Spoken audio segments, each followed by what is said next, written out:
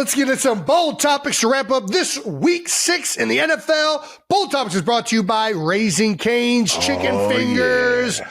Who doesn't love chicken fingers and that Raising Cane sauce? I don't even know what it's called, but you know what I'm talking about. Yeah. All righty, Chiefs 30, Lions 17, Sunday Night Football. Are you ready for some football? Listen, this was a game that I think the entire country was looking forward to watching.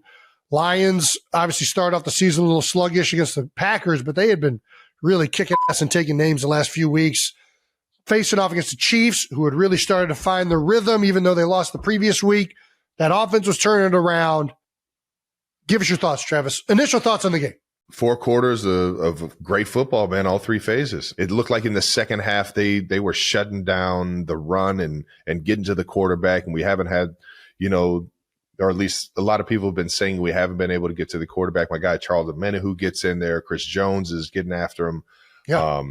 And it's just the DBs are all, lockdown coverage where they need to be. And, when the defense is playing like that and Pat Mahomes is out here, Texas gunslinger, just shooting it all over the field, man. It's the best, man. It's the best. Yeah. And we were rocking and rolling, had a few big plays on special teams that got us going. And that's a tough Lions team. And I felt like we got after them in the run game and in the pass game. And guys were downfield blocking for each other, man. The energy right now in the building is electric, man. And it's one of the most fun teams I've ever been on. Yeah, that was, watching it, you talk about all 3 phases competing and doing great for all 4 quarters. The defense was, Detroit came out running that thing. They were doing a great job. They put together a great first drive. But you're right, the defense adjusted. They kept fighting. Nothing really came easy. And I think a lot of times the Lions get these big, huge, explosive plays. And the defense tried to make them earn it the entire time. And they had a couple big 4th down stops. They had the second half, it felt like they neutralized the running game a little bit better than they did in the first half. Yep. Nick Bolton mentioned potentially having some tips. Like it felt like they kind of had a little, I don't know if we should mention that. Should we not mention that? It sounds like they were, it sounds like they had a good idea what was happening. Yeah. It sounds like they, and that's the thing when you're with Spags, you got smart players, man.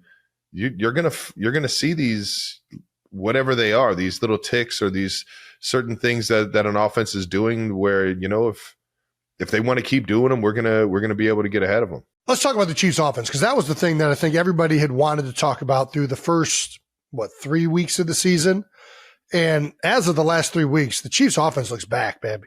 You guys are doing everything well. And the one thing that I think stood out about this game in particular was the ability to run the football. It wasn't like a Rico Dowdle, unbelievable running day for the Chiefs, but it was a consistent, efficient threat that you guys imposed your will. I mean, this is a team we talk about, kneecap biting, it's a bully, tough-nosed team. They were hitting. They were and you guys took it right at it with them, man. It was that first half.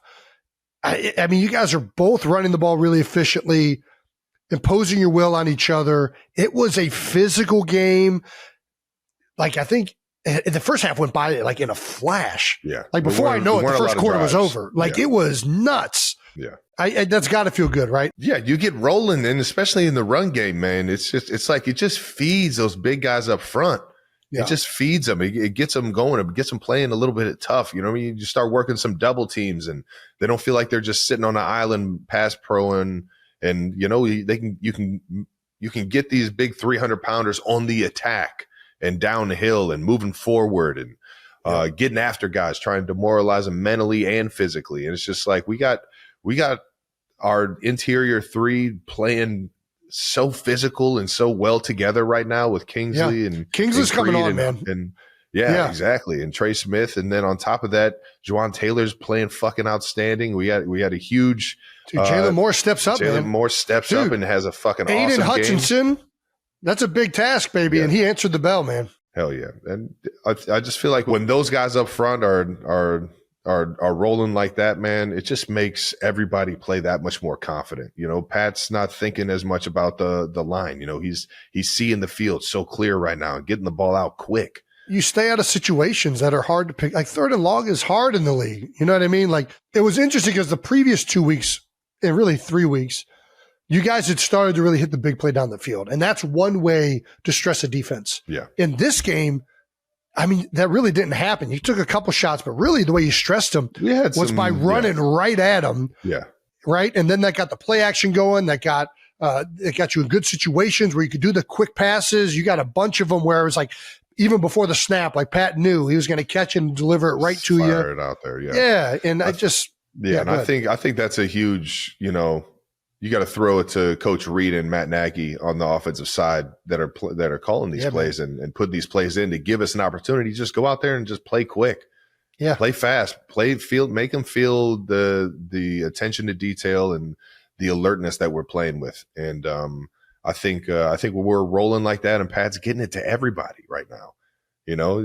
Everybody's getting a chance to have the football in their hands, and everybody's satisfied. And it's going to have to even be more of that now that we're getting Rasheed coming back next week. But it's just so much fun when everybody's getting a piece of the pie, man. Yeah, man. Vibes look like they're pretty darn good for the Chiefs. A hell of a lot better than they were maybe 3 weeks ago or 4 weeks ago. We got some stats, I guess, here. The Chiefs are one of just 2 teams to feature 4 players with 220 plus receiving yards this year. Travis Kelce, Hollywood Brown, Tyquan Thornton, and Juju Smith-Schuster, all over 220 yards. That's a very specific yardage. Travis, can you explain the edge? Baby. It is. Can you explain the edge motto? Everybody got to eat, baby. EGE. Everybody got to eat. Okay. I think Rasheed might have started that one. Nice. And it might have been a little, sneak preview on what's going to come. Well, I mean, listen, Pat does it better than everybody. So I'm watching this Atlanta game on Monday night. And it's pretty much Drake London and Bijan Robinson. Like, listen, if you got those 2 guys, I'd probably just give them the ball too. Like, I don't know what we're doing anything else for. But you look at the Chiefs stat line, and every week it feels like 7, 8, 9 guys are in this reception category. And it's like, man, Pat is spreading that ball around. Not a lot of tendencies. It's not just checkdowns. You know what I mean? Where guys are getting first downs. Noah Gray had a huge first down. Juju Smith-Schuster's, I think, had our longest play on a naked. Hollywood Brown's running out of touchdown celebrations. I mean, my guys say, "Fuck it, I'm jumping in the stands." You already know. I only play it for one. Nah, man, it's so good, man. I love it. Well, let's get to primetime Trav. We talked about LeBron stats. Trav passed a legend, Jason Witten, in primetime receiving yards. Did you know that you are now second? You are second all-time in prime-time receiving yards. Another very specific category. How does it feel to be the second all-time receiving yards for a tight end leader in that category? It means a lot because I feel like I would love to see how many games Jason Witten played on primetime. I mean, he's played for the Cowboys. The boys are always on primetime. Yeah, they're getting primetime for sure. Since the beginning of his career, to the Listen, end. You've had a lot of primetime games too. You're the fucking Kansas City Chiefs. You guys are on you played on every day of the week other than Tuesday. Like that's the only day you haven't played on, right? We're America's team, Jason? I'm saying you've had some primetime games. So don't act like you guys aren't getting opportunities. You've had some opportunities. Who am I second behind? You got to be Tony, right? That's the only person that makes sense. But he didn't have a lot of prime time, did he? What are you trying to say? He was on the Chiefs when they weren't very good. The Chiefs, when Tony was there, not the same as Chiefs of recent. I don't know. Them boys was cold in 03. Who are we second behind? Do we got that, Brandon? I want to know who we. Take a guess. Receiving stats. Who do you think? Oh, it's only receiving. It's not tight end. It's just second receiving stats. Who do you think it is? Oh, Jerry Rice. There you go. Bang. Yeah, sorry. I thought it was just tight ends. All right, that's an easy answer. Thank you. It's always receiving numbers. How far behind him? You got to be Miles. 49ers, they were in some primetime games. You're miles behind Jerry.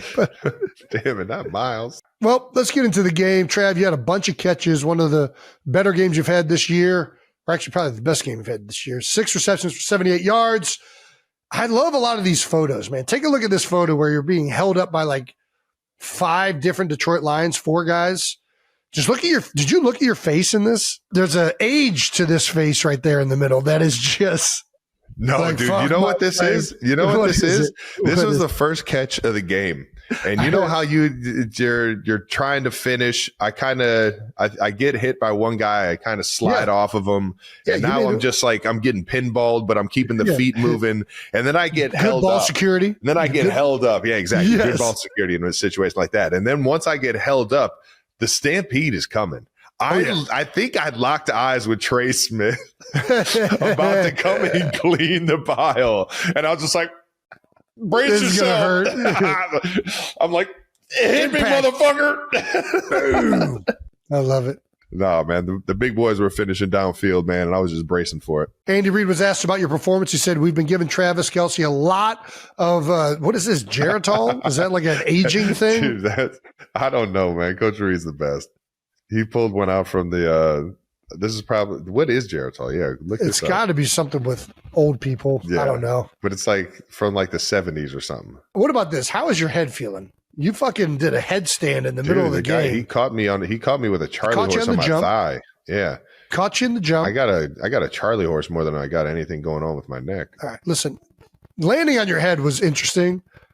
What the fuck were you doing reaching for the pylon after? Did you think you were not down? Just feeling stupid that I did in the end zone. So I'm just like, motherfucker, man. You had been down for like 4 seconds. Boom. Like, God damn it, Travis. You're on the fucking 1 yard line. Get in the goddamn end zone. Stop jumping, man. Favorite things of the game was that. I just love the reach. It looks even worse. They did it in a slow motion on the broadcast and made it look even worse. Wow. Fuck it. You're right there. Just, God damn it. Get in the fucking zone, Travis. Holy shit, that was funny. That was too funny, man.